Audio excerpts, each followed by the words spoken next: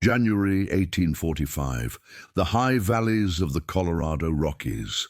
The sound that lived there was the wind, a high, keening noise that never seemed to stop, scouring the pines and driving snow like glass dust against the logs. Inside the small cabin, another sound competed. The thick, wet cough of a woman and the sharp, acrid hiss of green pines sizzling on a fire that gave more smoke than heat. Elias Thorne, a man of 35, built in the square, solid way of the logs he'd hewn himself, stood in the center of the small room, his eyes stinging. He was not a small man, but the cabin seemed to be crushing him. The air was thick, a grey-blue haze that hung at head height, tasting of soot and damp wool. Every breath was a labor. He looked at his wife, Mary, huddled under a pile of bison robes, her face pale in the gloom. The fire in the great stone hearth, a hearth that had taken him a month to build, was a sullen, smouldering beast. It devoured wood, but the heat seemed to flee up the chimney, taking all the good air with it, while the smoke stubbornly refused to follow. Where the logs met the stone, a thick rind of ice, black with soot, coated the wall. Inside, the cabin. That was the part that gnawed at Elias. He'd built it strong. He'd built it like everyone said to. "Tight as a drum, Mr. Thorne," the settlers down valley had advised. No gaps for the wind. He'd chinked with a mix of mud and grass until his hands were raw. And he'd built a box. A cold, damp, suffocating box that was now, he feared, slowly killing his wife. He cracked the heavy door to let the smoke clear, and a furious whirlwind of snow blasted into the room, scattering ashes from the hearth and making Mary cry out as the icy air hit her. He slammed it shut, sealing them back inside the poison. He grabbed his grandfather's broad axe, its heavy, polished head gleaming dully in the smoky light. The tool felt cold, impossibly cold, a piece of the outside world he'd failed to keep at bay. He looked at the walls he had raised. They were solid, they were straight, and they were wrong. He just didn't know why. This wasn't shelter. This was a trap. He knew, as he stood there, listening to the wind find invisible whistling cracks, that the standard way of building, the way everyone knew, was a lie. And if he didn't find the truth, the coming winters would bury them. That spring after the thaw, the cabin stood as a monument to his failure. The walls were stained with mildew. The air, even with the door and window wide open, held a permanent sour smell of old smoke and rot. Elias had built it in the summer of 1844, following the precise methods he'd seen in the Ohio valleys. The same methods settlers brought west, as if the land and the sky were the same everywhere. He had chosen good, straight lodgepole pines. He had spent weeks felling, peeling, and hauling them, his broad axe thudding with a rhythm that promised security. He'd used the standard saddle notch, a simple, strong joint. The foundation was just larger logs laid directly on the leveled earth. And the chinking, the critical seal, was a thick daubing of rich river clay mixed with dried grasses. He'd been proud of the tightness of it.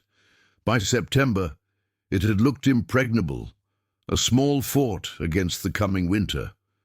The hearth was its centerpiece, a massive fieldstone fireplace, wide enough to stand in, with a chimney that towered over the roofline. It was a hearth of optimism, a symbol of the roaring fires that would keep the wilderness outside. But the optimism had died with the first true cold snap. The problem, he realized, was the fire itself. The huge, open hearth was a monster. It was an engine designed to suck air. It pulled air from everywhere, From the room, from the cracks he didn't even know existed, from the keyhole, from under the door. This created the drafts, the whistling, ankle-biting streams of Arctic air that made the floor an ice rink. To fight the drafts, he and Mary had chinked more. They'd stuffed rags in the gaps, they sealed the box tighter, and in doing so, they began to starve the fire. A starved fire, he learned, doesn't burn clean, it smokes. The smoke, unable to be drawn up a chimney that now lacked a proper draft, billowed back into the room. It was a choice, freeze in a gale or choke in the smoke. He'd tried everything. He'd built a small smoke shelf inside the chimney, a trick he'd heard from another trapper. It helped, but not enough. The cabin was a constant losing battle. The sheer work of it was crushing. He spent half his day felling and hauling wood, just to feed the inefficient hearth that returned so little warmth. The other half he spent fighting the damp. Their breath, the steam from the kettle, the snow melt from their boots. All that moisture had nowhere to go. It rose with the smoke, hit the cold roof logs, and condensed. It dripped back down. It froze on the walls. It made their blankets clammy and heavy. He was living in a cold, wet, smoky cave of his own making. He looked at the failed structure, the wasted labor of a full summer. He thought, everyone does it this way. Why is it not working? He sank his axe blade into one of the damp, stained logs. The answer was in the wind, in the thin air, in the 10-foot snows. The land was different here. The rules were different. The Ohio cabin was a low-country design. He was at 9,000 feet. He wasn't just building wrong. He was building for a world that didn't exist. That summer, Elias traveled. He left Mary with relatives in the lower, milder valley, and took his rifle, his axe, and a desperate curiosity. He pushed north and east into the higher, more brutal country, looking for anyone who wasn't failing. He found abandoned Ute wickiups, simple conical shelters of aspen poles and bark. He studied them. They weren't tight, they were layered. They were designed to let smoke out the top and were clearly oriented to block the prevailing winds. They were porous, yet efficient. He found they were often built over a shallow pit, using the earth itself as a buffer. But it was in August, in a high pass, that he found the man who would change his thinking. Jedediah Grizz Heston was a man who looked as old as the mountains, living in a structure that was half dug out, half sod house. It was built into the side of a hill, almost invisible. Elias, expecting another smoky, miserable hovel, was stunned when Jedediah invited him in. The inside was comfortable. It was warm, but not hot. The air was clear. A small fire burned cleanly in a clay-lined hearth. It smelled of dried herbs and sweetgrass, not soot. Elias, his frustration spilling over, told the old man about his cabin, his death box. Jedediah listened, packing a pipe, his eyes crinkling. "Son," he finally rasped, "you built a settler's box. A box is for freight or for burying. It ain't for living in, not up here." He took a pull from his pipe. "Your cabin, it can't breathe." Elias was confused. "Breathe? I built it tight to stop the air." "Aye," Jedediah nodded. "You stopped it, and now it's trying to kill you. You're fighting the air instead of guiding it. Air's like water. It's got to move. Your fire, that's the heart of it. It's a beast. It's got to eat." "What's it eating, son?" Elias thought. "My wood and my air." "That's it!" Jedediah slapped his knee. "It's eaten your air, the warm air you paid for with your axe, and when it can't get enough, it sulks and smokes. The old man shuffled to his small hearth. "Now looky here." He pointed to a small, stone-lined hole at the base of his firebox, near the floor. "See that? That's the fire's mouth. It goes clean under the floor and out the hill. The fire eats the cold air from outside. It don't never touch my warm air. It feeds itself, and a fed fire burns hot and clean." Elias knelt, feeling the faint, cool draw. It was a revelation. "But the damp?" Elias asked. "My walls, they weep." Jedediah pointed up to the highest point of his ceiling. There was a small, bundled straw plug in a roof hole, no bigger than a man's fist. "Air gets born by the fire," he said, "and it gets old and wet from your lungs and your kettle. Old air, it wants to rise. You got to give it a door, just a small one. That high hole lets the old breath of the cabin out. It makes a current, a slow, gentle river of air, always moving, always fresh." Elias sat back on his heels, a cabin that breathes, a fire that fed itself, a system, not a box. He left Jedediah's dugout 2 days later, his mind consumed by a new vision. He returned to his valley not with tools, but with a new purpose. He abandoned the failed cabin, leaving it for the porcupines. He would not, he realized, even salvage the logs. They were part of a failed idea. He spent the rest of that summer, the summer of 1845, just planning. He chose a new site, not on the flat, exposed valley floor where the cold pooled, but on a gentle, south-facing slope. It was sheltered from the north by a thick stand of old-growth spruce, but its face was open to the low winter sun. For weeks, he just sat on that slope, watching. He watched the sun's arc, marking its rising and setting points with stones. He watched the wind, how it eddied around the spruce trees. He dug into the earth, feeling its temperature, noting the layers of rock and clay. In his worn notebook, the one he usually used for trapping tallies, he began to sketch. This was his lost blueprint. It wasn't a single drawing, but a series of solutions. First, the foundation. He would not build on the cold, damp earth. He would build on stone. He would lay a dry stack stone foundation, raising the first log a full 2 feet off the ground. This would create a crawl space, a buffer of dead air, keeping the floor dry and warm, and safe from rot. Second, the hearth.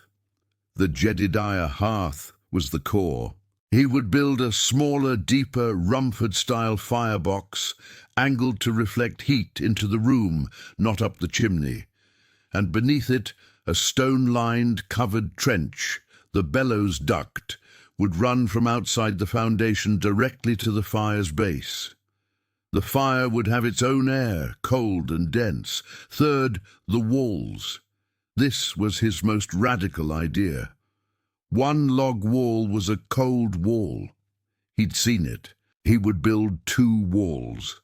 An inner wall, carefully hewn and chinked, and an outer wall built of rougher logs, separated from the inner wall by a gap of 10 inches. This gap, this in-between, was the secret. He would pack it with insulation, not mud, but dry material. Dried moss, sawdust from his hewing, even dried grasses. He would build a house inside a house. Fourth, the breathing. He would have no windows on the north wall, the wind wall. The windows on the south wall would be small, but well placed to catch the winter sun. And high in the gables, at the very peak of the roof, he would build 2 small, louvered vents. Exhales, that he could plug with moss or leave open, allowing the old air to escape. His neighbors, working on their own standard cabins, watched him. They saw him digging a stone-lined ditch to his fireplace. They saw him meticulously gathering bags and bags of dry moss. They saw him raising two thin, flimsy-looking walls. "Thorn's building a sieve," one of them, Samuel, remarked. "He's building a chimney pot and a moss box. He's gone snow-mad." Elias just nodded. "Mornin', Samuel," and went back to his work. He sharpened his broadaxe. The blade bit into the first log of the new cabin. This time, it wasn't a stroke of desperation. It was a stroke of design. The work was methodical and agonizingly slow. He was building two cabins, not one, and the labor was immense.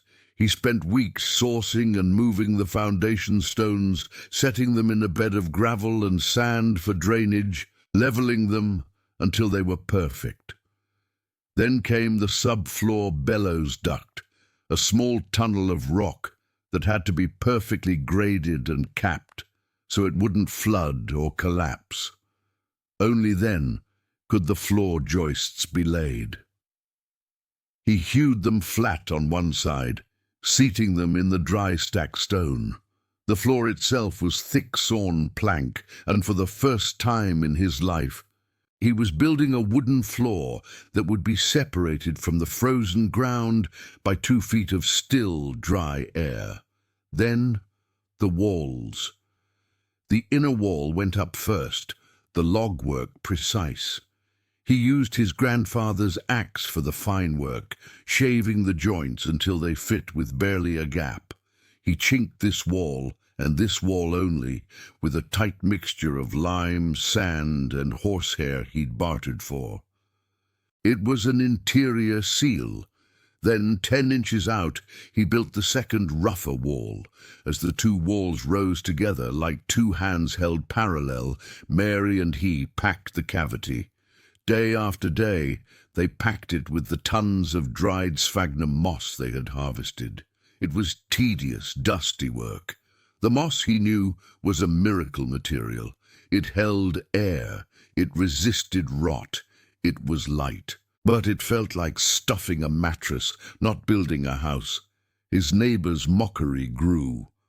"Thorn's building a bird's nest," they'd call over. Elias just kept packing. The hearth was his chapel. He built it from soapstone he'd found upriver, a soft, dense rock that, as Jedediah had told him, holds the heat till morning.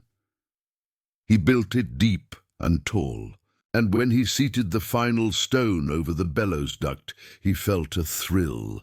The roof was steep, a 12-12 pitch to shed the massive snows. He laid split cedar shakes, but underneath he laid a thick mat of birch bark and dried grass, a final insulating cap for the breathing box below. Finally, he cut the high gable vents, carefully framing them. Samuel, stopping by, just stared. You're cutting holes in it, after all that work." "It's got to breathe, Samuel," Elias said, for what felt like the 100th time. By late October 1845, it was done. It stood on the rise, looking less like a cabin and more like a purpose. It was unassuming, but it was sound. He lit the first fire. He and Mary stood in the middle of the room. The fire caught, and with a soft whoosh, the flames were drawn straight and clean up the chimney. There was no smoke, not a wisp. He opened the bellows duct. The fire brightened, burning with a clean, white-hot intensity. He put his hand to the inner wall. It was just a wall. He put his hand near the high vent. He could feel a tiny, slow, almost imperceptible column of air rising. He looked at Mary. Her eyes were wide. The room was quiet. The wind was howling outside, but inside it was still. They didn't have to wait long. That January in 1846, the real test came. The sky turned a dark, bruised purple. The wind stopped. The silence that fell on the high valley was absolute. It was the white death, the kind of blizzard the Utes spoke of, a storm that didn't just pass through but settled. A multi-day siege. Then the snow began. It wasn't snow, but a wall of white, so thick the world disappeared. The temperature plummeted to 30, then 40 below zero. The wind returned not as a howl, but as a physical roaring weight that shook the very trees. Down in the valley, in the standard cabins, it was a waking nightmare. Samuel and the others were in a fight for their lives. The wind, pressing on their tight cabins, was creating a powerful negative pressure, forcing smoke back down their chimneys. Their fires, even roaring, couldn't fight the wind. The rooms filled with acrid, blinding smoke. To breathe, they had to crack a door, which let in a tidal wave of snow and cold that extinguished the fire's heat. Their walls were caked in a thick, white hoarfrost. They were burning wood at a frantic, unsustainable pace, just to stay 1 degree above freezing. They were huddled, families and animals together, under frozen robes, choking and shivering. But in Elias Thorne's cabin, something miraculous was happening. The pace inside was slow. Elias kept the fire low. He didn't need a roaring blaze. The small, efficient fire, fed by the bellows duct, burned hot and clean, unaffected by the tempest outside. The storm could not blow the smoke back. The fire's air supply was independent, a closed system. The sound of the wind was muffled. It struck the outer wall, but the 10 inches of moss and air absorbed its force. The inner wall, the wall Elias and Mary lived against, was still. Elias put his bare hand against it. It was warm. Not hot, but warm to the touch. The cabin was holding its own heat. He checked the floor. The stone foundation and the crawl space were doing their job. The floor was the warmest part of the house, the chill of the earth completely blocked. But the air, that was the miracle. The room was a steady 65 degrees, but the air was fresh. It was clean. Elias stood on a stool and unstuffed one of the high gable vents. A slow, almost invisible plume of warm, moist air, their breath, the steam from their tea, was drawn gently up and out. The cabin was exhaling. The convective loop was working. The stale, damp air was being replaced by the fresh, warm air rising from the fire. There was no condensation. The windows were clear. Mary was not coughing. She was sitting at the table mending a shirt. They were not surviving. They were living. The blizzard raged for 3 days. It was an apocalypse. But inside the cabin that breathed, it was just winter. Elias Thorne looked at the clean flames, at his wife, at the calm, dry walls. He had done it. When the storm finally broke, the valley was unrecognizable. Buried under a 15-foot drift, silent and blindingly white, Elias walked out of his cabin, the door swinging easily. He looked down at Samuel's cabin. Only the chimney and a small patch of roof were visible. He saw a desperate, frantic digging. He grabbed his snowshoes and went to help. He found Samuel, his face black with frostbite and soot, his eyes wide with trauma. We nearly died, Thorne, he whispered.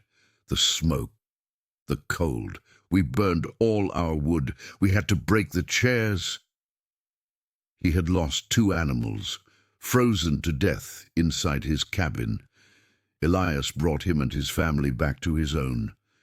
When Samuel stepped inside, he stopped dead. He looked around, his eyes uncomprehending. "But it's warm," he stammered. "And there's no smoke. The air. I can breathe." He put his hand on the inner wall. He knelt by the fire, feeling the clean drawer. He looked at the high vent.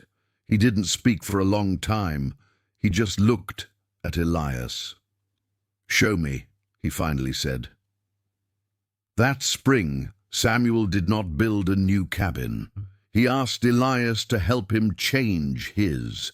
They couldn't build a double wall, but they dug.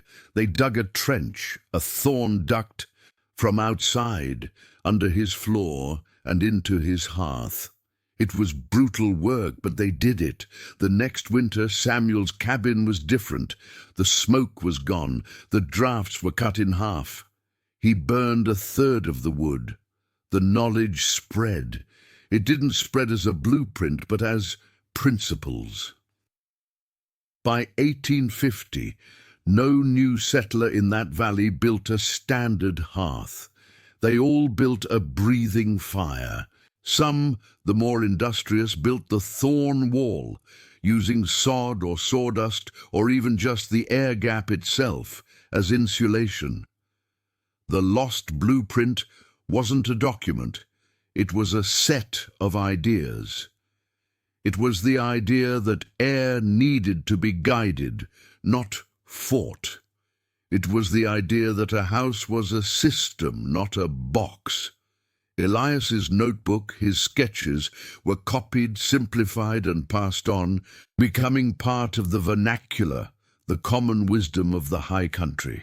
Decades later, travelers would remark on the unique, efficient, and comfortable cabins in that region, never knowing they were all descendants of one man's desperate failure and subsequent brilliant insight. Elias Thorne had not, of course, invented insulation or ventilation. He had simply, through necessity and keen observation, rediscovered the principles that would one day form the core of modern building science. What he had built was not just a cabin, it was a passive, climate-managed structure. His lost blueprint worked because it addressed three fundamental forces. First, he mastered conduction. The standard cabin failed because a single log, no matter how thick, is still a solid. The 40 below zero cold conducted its way right through the wood. Elias's double wall, packed with moss, was a thermal break. The insulation and the trapped air stopped conduction. The outer wall could be 40 below, but that cold could not jump the gap to the inner wall. He had separated his living space from the outside world. Second, he solved convection. The drafts in the old cabin were caused by negative pressure. The fire was a powerful exhaust fan with no intake, so it pulled air from every crack. Elias's bellows duct was the game changer.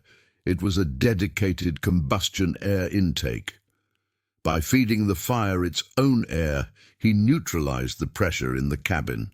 The fire could burn at peak efficiency, and the warm air in the room was free to stay there, unstirred by drafts.